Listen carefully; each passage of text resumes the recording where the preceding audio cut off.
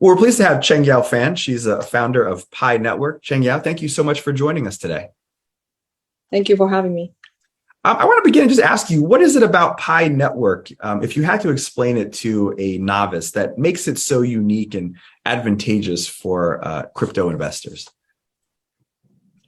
Oh, first of all, our target audience is not necessarily investors. Pi is a utility token. We're targeting actually everyday people. Actually, one of the mission of Pi is making cryptocurrency and blockchain technology as accessible as possible. And accessibility includes that how can we minimize the barrier to entry. Barrier to entry includes financial barrier to entry, which is referring to the investment part. That's part of the reason why Bitcoin is hard to enter later, because it's so high, it requires a lot of money to enter for many ordinary people. Another aspect of barrier is technical barrier. That's why we make it easy to mine, and we make it the most accessible in current day is through a phone.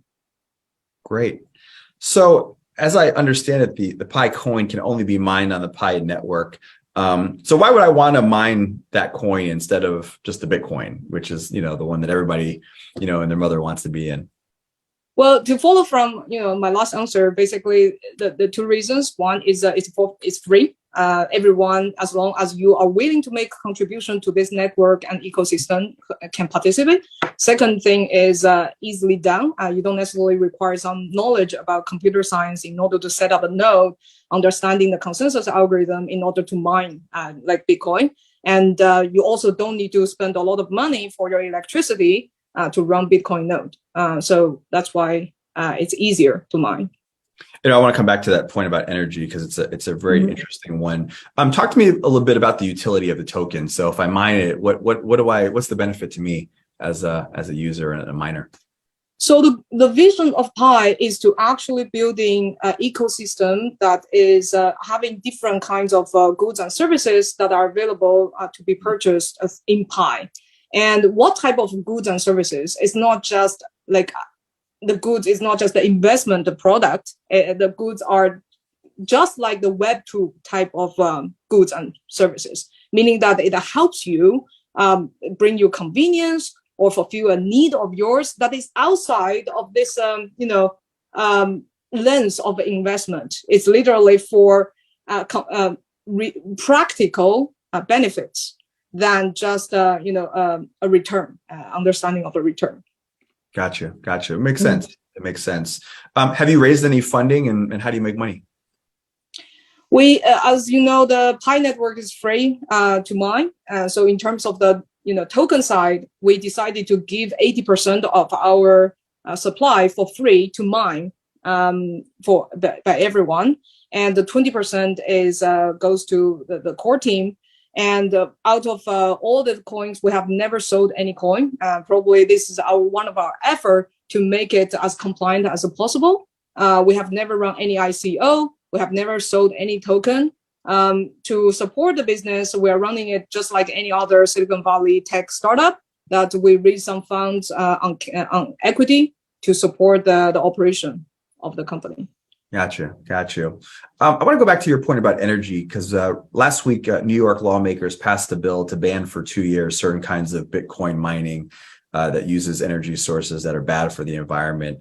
It's now waiting a final signature from the governor of New York. A lot of folks are looking at that story as kind of a barometer of what might happen, in the rest of the country by other states. Do you think that's a good move? And how do you think that affects Pi Network, especially your point earlier about, lower energy usage? Well, its impact on Pi Network is, I guess, it's not necessarily directly impacting us because we're completely using a different type of consensus algorithm that is different from proof of work. We're using, a federated Byzantine agreement, by which I mean it's relying on a trust graph instead of energy. So this consensus algorithm relying on a trust graph to dynamically form quorums, which is a subset of the nodes. And inside the quorum, nodes are sending messages to each other in regard to whether they think this transaction is true or fraudulent. And then this consensus algorithm can reach finality of making a decision, to make that determination for the determination for the network and write it on the ledger. So based on what I described, it's relying on a trust graph, which is what all these mobile phone users are contributing to, and that's why they're mining, the mobile miners. And then relying on that, the nodes are making decisions by transacting, messaging each other about their agreement or disagreement. By saying that, you can understand that any laptop today are able to be online and being able to message each other on the internet. So that's why by nature, this algorithm doesn't necessarily rely on energy. And that is the fundamental reason why Pi Network is not consuming a lot of energy like the classic proof